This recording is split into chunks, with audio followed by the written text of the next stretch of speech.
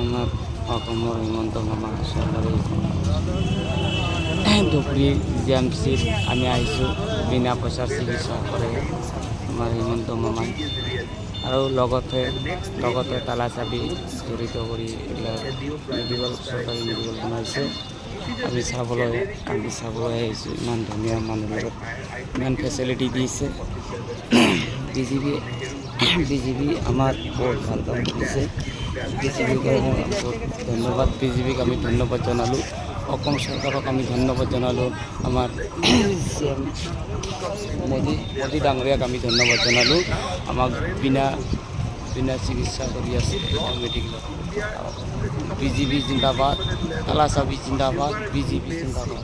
আকৌ আহিব লাগে বিজেপি চৰকাৰ আৰু মানুহ কাৰ্যালয়ৰ চিকিৎসাটো আমাৰ অসম চৰকাৰক আমি অনুৰোধ কৰিছোঁ।